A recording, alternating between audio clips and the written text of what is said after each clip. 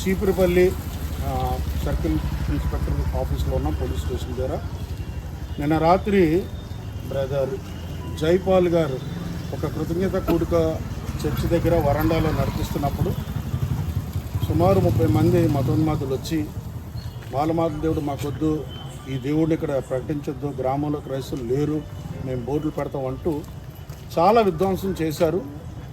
చాలా టెంట్లన్నీ పడగొట్టేశారు, లైట్లు తీసేశారు, తర్వాత అక్కడ ఉన్న కుర్చీలు విరగొట్టేశారు, చాలా దోషం చేశారు. వాళ్ళు ఎంత దాడి చేస్తున్నప్పుడు ఆ వీధిలో వాళ్ళు క్రైస్తవులు కాని వారు కూడా వచ్చి దెబ్బలాడితే వారిని కూడా కొట్టడం జరిగింది. వీడియో తీస్తుంటే వీడియో తీసిన వారిని కూడా కొట్టడం జరిగింది.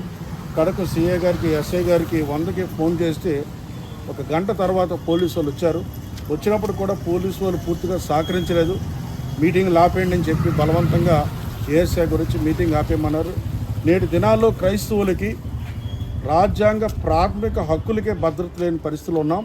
మన మధ్య పాస్టర్ పాల్ గారు అలాగే ఇతరులు ఆ రోజు ఉన్న మీటింగ్లో ఉన్నవారు సేవకులు ఉన్నారు. 2 మాటలు జరిగిన విషయాలు తెలియజేస్తారు. ఏమైందండి పాల్ గారు, చెప్పండి. మేము సాయంత్రం 5 గంటల ప్రేయర్ అనుకున్నాం. 6:30 స్టార్ట్ చేసామండి. 6:30 స్టార్ట్ చేస్తే పావుతకు 7 అయింది. ఒక 20-30 మంది వరకు వచ్చి మీరు ఇక్కడ ప్రార్థన పెట్టుకోవడానికి అవకాశం లేదు, ఎందుకంటే మా ఊర్లో ఇలాంటి కార్యక్రమాలు జరగడానికి లేదు, మత సంబంధమైన ఏ ప్రోగ్రామ్స్ కూడా ఇక్కడ పెడితే మేము ఒప్పుకోమని చెప్పేసి బలవంతపరిచి ఆ టెంట్ హౌస్, చైర్స్ అన్నీ ఎరగొట్టేసి అన్నీ కూడా విధ్వంసం సృష్టించి చాలా భయభ్రాంతులకు గురి చేశారు. అంతేకాకుండా మీటింగ్ జరగకుండా వారు చేశారండి. ఆ టైంలో మేము 100కి ఫోన్ చేశాను, సిఐ గారికి ఫోన్ చేశాను, ఎస్ఐ గారికి ఫోన్ చేస్తే అప్పుడు స్టేషన్ నుండి ఏఎస్ఐ గారు వచ్చారు. వారు వచ్చి కూడా మా పక్షాన సరైన న్యాయం లేకుండా ఆయన కూడా వ్యవహరించి మీటింగ్ జరగకుండా అర్ధాంతంగానే ముగించేసి భోజనాలు చేసి వెళ్ళిపోండి, ఏదైనా తిన్నం కొరకే కదా అన్నట్టుగా మాట్లాడి మమ్మల్ని పంపించేయడం జరిగింది. చెప్పండి బ్రదర్, మీరు చెప్పండి. మీరున్నారా మీటింగ్లో? సరే, మీరున్నారండి. ఎవరు ఉన్న వాళ్ళు ఎవరు?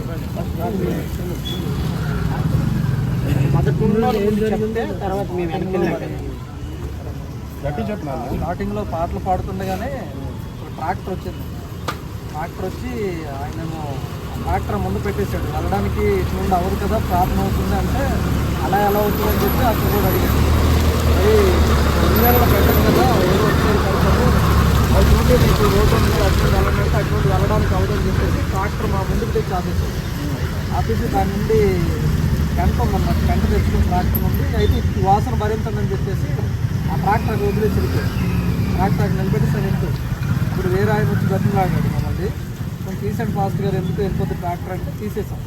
ట్రాక్టర్ వెళ్ళిపోయిన తర్వాత మేము మళ్ళీ పాటలు పాడుకుంటే ఆ కుర్రోడు వెళ్ళి ఏం చేశాడంటే ఆ ట్రాక్టర్ డ్రైవర్ వెళ్ళి వాళ్ళందరినీ తీసుకొని వచ్చాడు. కుర్రోళ్ళు దరిదాపులుగా 30 మంది కుర్రోళ్ళు వచ్చి వాళ్ళందరూ వచ్చి మీరు ఆపుతారా ఆపరని చెప్పేసి స్టార్ట్ చేశారు. ఇంకా ఏమైందని అన్నయ్య అడగడానికి వెళ్ళేటప్పుడు ఏదైనప్పటికీ కూడా ఇక్కడ మీరు ప్రార్థన చేస్తే మేము ఒప్పుకోము, మీరు చర్చిలో పెట్టుకోండి, మీరు మత ప్రచారం చేస్తున్నారు, మా వాళ్ళందరినీ మీ వైపు తిప్పుకుంటున్నారు అని చెప్పేసి వాళ్ళు చెప్పారు.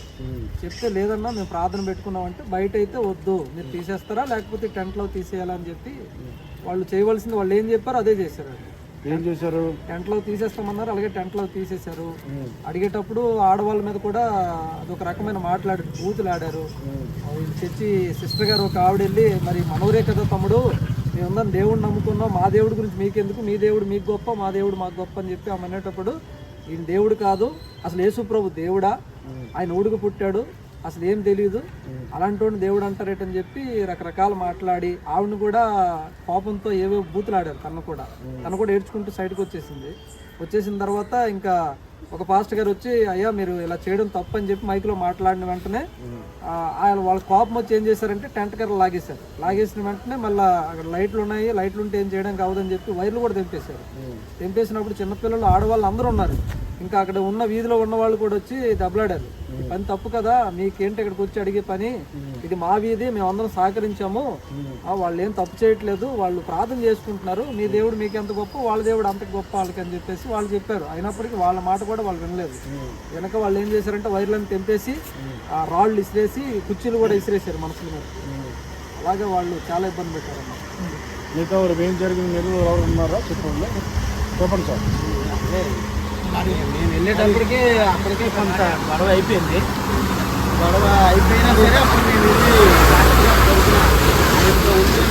మాట్లాడేటప్పుడు మమ్మల్ని కూడా కొన్ని భాషలు మాట్లాడారు, ఎన్ని భాషలు అంటే మతం గురించి, కులం గురించి మాట్లాడారు. యేసు ప్రభు అంటే అమెరికా దేవుడు, మిమ్మల్ని ఇక్కడ ఎవడు పెట్టమని చెప్పారు అని చెప్పి అక్కడికి వచ్చిన పాస్టమ్మ గారులు కూడా చాలా భయంకరంగా బూతులు తిట్టారు, బాగా తిట్టారు. దానికి మేము కూడా అడిగినప్పుడు మీరు ఎవడు అడిగినా అవసరమైతే ఇక్కడ మిమ్మల్ని అందరిని పొందుతామని చెప్పారు. ఆ మాటలు కూడా వచ్చాయి. కొంతమంది కొట్టడానికి కూడా కలబడ్డారు. అయినప్పటికీ కూడా ఈయన తరపున మేము 10 మంది వెళ్ళాం సేవకులమే. అలాగే ఆయన వెనకాల నిలబడ్డాం. వాళ్ళు ఏది మాట్లాడారో అన్నీ విన్నాం, చూసాం. అవి చూసిన తర్వాత కార్యక్రమం చూసుకొని మేము తర్వాత రావడం జరిగింది. పోలీసు వాళ్ళు వచ్చినప్పటికీ కూడా పెద్ద ఉపయోగం ఏమీ లేదు. ఎందుకులేండి అన్నట్టుగా ఇటు అటు పంపించేశారు. కానీ పోలీసు వాళ్ళు ప్రార్థన చేస్తూ ఇంకా హాస్పిటల్ ఎందుకని అలాగ అపహాసం చేయడం అలా చేస్తారని చెప్తున్నారు. ఒక అబ్బాయి వచ్చి చెప్పాడు, యేసుప్రభుని నమ్ముకున్న వాళ్ళకి క్యాన్సర్ పోయిందని ఎవరితో ఒక ఆవిడ సాక్ష్యం చెప్పింది.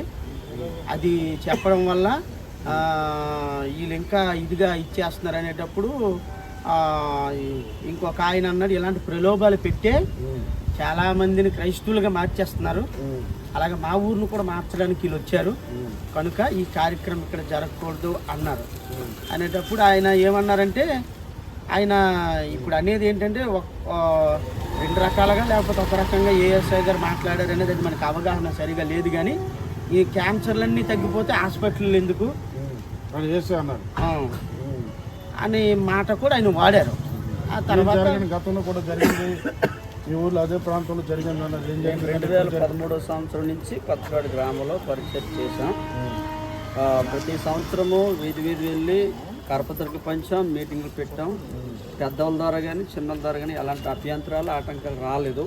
కానీ 2018 సంవత్సరంలో మేము అక్కడ చర్చేమి కొరకే స్థలం కొన్న దగ్గర నుంచి 2019 నుంచి వాళ్ళు మీటింగ్లు ఆపడం, మమ్మల్ని ఇబ్బంది పెట్టడం అనేక రకాలుగా జరిగింది. మందిర నిర్మాణంలో కూడా చాలా రకాలుగా ఇబ్బంది పెట్టారు.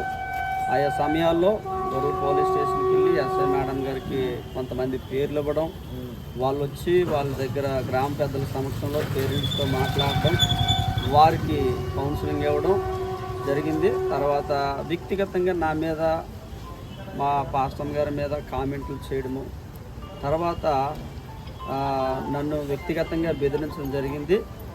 నిన్ను చంపేసి డ్యామ్లో పడేస్తాము అని చెప్పి చాలాసార్లు కొంతమంది అన్నారు. అయితే మేము భయపడలేదు. కానీ ఆ సమయంలో ఎవరైతే అన్నారో వాళ్ళ విషయం కూడా అక్కడ చెప్పి వాళ్ళు వ్యక్తిగతంగా కౌన్సిలింగ్ చర్యలు తీసుకోలేదు. ప్రభుత్వం వచ్చారు, వెళ్ళిపోయారు తప్ప ఎవరైతే చర్యలు తీసుకోలే. మీరు మీటింగ్ పెట్టేటప్పుడు గ్రామంలో ఎవరికైనా చెప్పారండి? ప్రెసిడెంట్ గారికి చెప్పాము, ఇలా మేము ప్రార్థన పెట్టుకుంటాం, రండి సార్ అంటే నేను ఊర్లో ఉంటే వస్తాను, లేకపోతే రాలేను అని చెప్పేసి ఆయన చెప్పారు. ప్రెసిడెంట్ గారు పెట్టుకోమని అన్నారని కూడా వాళ్ళ దగ్గర చెప్పడం జరిగింది. అవునండి, అంటే ప్రెసిడెంట్ గారు పెట్టుకోమని చెప్పి. ప్రియులారా గమనించండి, పలు చోట్ల క్రైస్తవుల మీద దాడులు జరుగుతున్నాయి. కంప్లైంట్లు ఇవ్వండి, ప్రభుత్వానికి తెలియజేయండి. రాజకీయ నాయకులతో కానీ లోపాకంగా కానీ ఏ భయపడి కానీ బలహీనతలో కానీ మీలో మీరు కాంప్రమైజ్ అవ్వకుండా ప్రభుత్వానికి తెలియజేసినప్పుడే ప్రభుత్వం క్రైస్తవ మైనార్టీల దాడుల నిరోధక చట్టం తేడానికి అవకాశం ఉంటుంది. ఇప్పుడు ప్రస్తుతం కొంతమంది అధికారులకి కంప్లైంట్ ఇవ్వడం జరుగుతుంది. దయచేసి చీపురుపల్లి ప్రాంతంలో పరిచయం చేసే సేవకులందరూ రామారాం ఇబ్బందులు పాలవుతున్నారు. వారి గురించి ప్రార్థన చేయమని మనవి. Thank you.